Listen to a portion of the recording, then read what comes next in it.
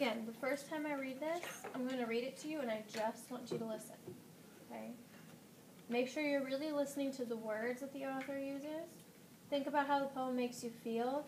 And when I read it the first time, just enjoy it and try to get a picture in your head of what is happening in the poem. Get a picture in your head. Visualize it. Okay? When you hear those words that make you think something or picture something, make sure you get a really good picture in your head to help you understand what the author's trying to tell you. Okay? This is called The Distant Talking Drum. From deep in the rainforest, the sound of a distant talking drum I hear. Far away, for me it calls. Clearly it calls.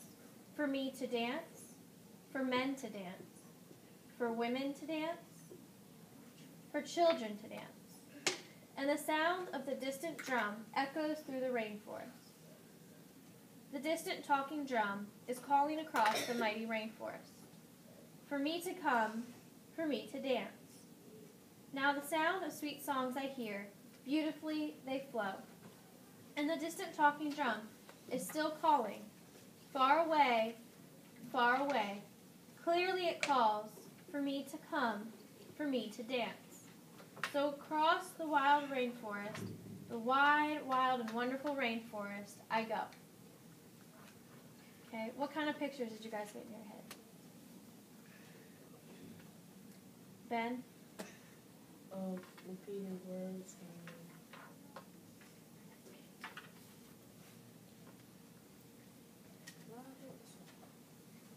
we'll come back to the language. Right now I want to think about what pictures did the author put into your head? We're going to start by visualizing. What pictures did you get in your head? AJ? Animals and like a person playing the drums. You got animals, pictures of animals in your head, and you saw somebody playing the drums? Okay, Brianna? Like I had a picture that somebody was dancing and somebody was playing the drums with all kinds of animals around. She was in a forest. Okay. So you're seeing people dancing, you're seeing animals, drums being played. Cody, what about you? I see a little boy walking through a forest, and there's a bunch of trees in the direct center in the middle of the forest. There's not many trees around it, and it's just a little bit flat land, and there's a drum in the middle of it. It's just playing by nothing. Interesting. So you're actually seeing the drum playing itself. You're not seeing anybody playing it. It's kind of like mystical out in the open. Very interesting. Michael, what about you? I pictured that of a little guy, and then he was talking, and then when he was talking, it's like echoing. Okay. So Everything he's saying it's like it's echoing. okay. Now, what did you notice about the language the author used? What kind of things help you to picture that? Or if you noticed anything about the language. Did you notice anything about it? Noah, what did you notice? I noticed that he was he was keep stopping, like, and then keep going. He just keep stopping, like, here to dance. He's here to dance, and then he just stopped, and then just keep going, and then he stopped again. So, you mean in the poem the dancing stopped or the language? But the language didn't stop, and then then he went again. Yeah, then he started, like, saying it again, then he stopped again, then he went. Yeah, then he started talking again. Okay. Do you mean when I spoke it or the way the author wrote it? Like the way the other wrote it, he'll keep stopping, and then he's gone. Okay. He did repeat that phrase a lot. So he kind of would stop and then he'd come back to that about the dancing? Is that what you mean? He did. That was clearly important to the author because they repeated that over and over again when writing the poem. That was a very good thing to notice. What else did you guys notice? Did we notice anything else about it? Brianna? That the poem, like, it was like, can I tell you something about what you were saying before, like the picture? Sure. I got another picture, like it was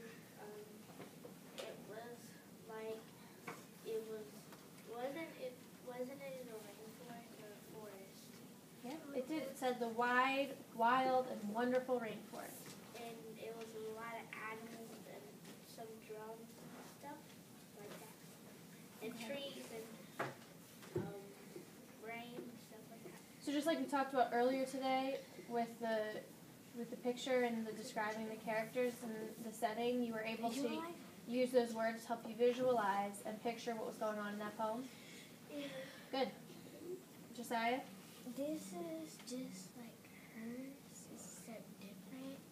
Mine, I pictured that it was a wide rainforest. It had lots of trees, and the person who was playing the drums made like a nice sound to make that other person come.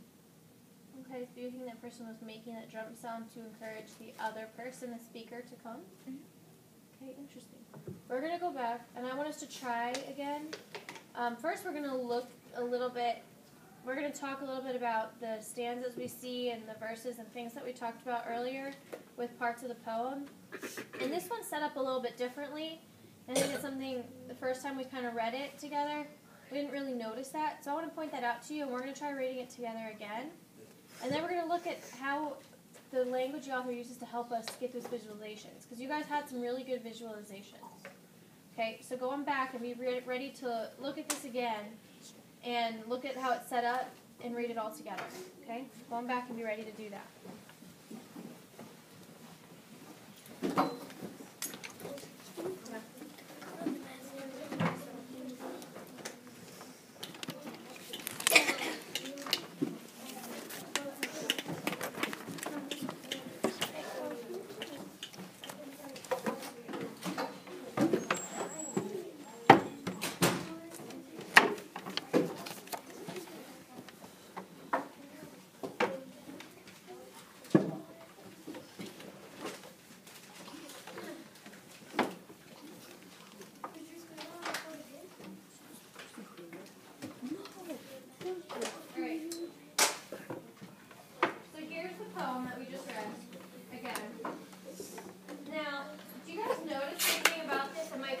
Than some other poems we've seen.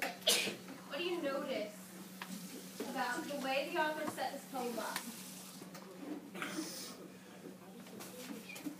Samir? Never mind? Okay, let me know.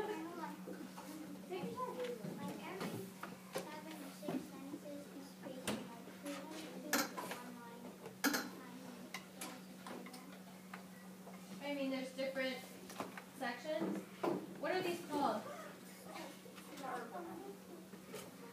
Cody? Stanzas. Perfect.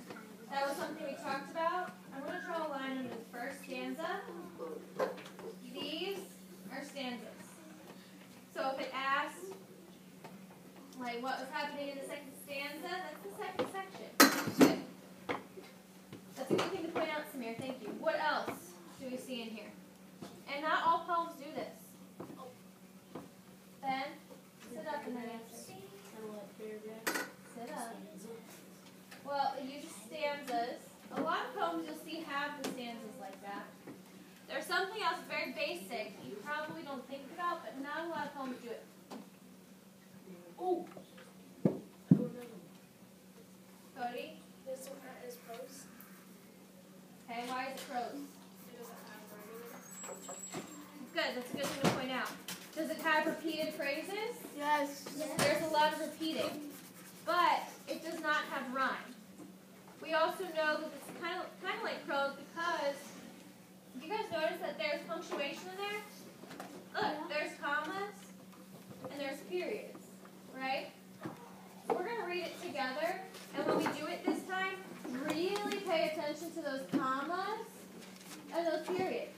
Because when we come to a comma, what are we supposed to do? Stop. Do we stop all the way or do we pause? Yeah, we kind of pause. When we come to a period, what do we do? Stop. Stop. You stop for a second and then you continue. So instead of rushing through, and it's not a big rhyming poem where you have to try to rush through and get that rhyme and that rhythm going. The author put this in here because they want us to take time to pause during that. So when we read it together this time, focus on that. Okay? It's not a race to rush and see if you can get through it. Really focus on the punctuation. Alright, go ahead and read it with me. From deep in the rainforest, the sound of a distant talking drum I hear. Far away, far away. Clearly it calls for me to dance, for men to dance, for women to dance, for children to dance. And the sound of a distant drum echoes through the rainforest. The distant talking drum is calling across the mighty rainforest for me to come, for me to dance. Now the sound of sweet songs I hear, beautifully they flow, and the distant talking drum is still calling, far away, far away. Clearly it calls for me to come, for me to dance. So across the rainforest, the wide, wild, and wonderful rainforest, I go. Alright. Now, you guys did a great job with that. So do you see the difference between some poems? It doesn't necessarily rhyme, it repeats, but unlike some poems, it has those commas, it has those periods. It looks more like written language than some other poems do. It also has frequency of language. It has alliteration. It does. Personification. You're exactly right. It has personification and alliteration. We're going to come back to that because I don't want to focus too much on that yet. That's a great thing to point out. Now, I want you guys to look, just remind me real quick, what's the verb? Samir? What? You know anything about it? Christina, do you know?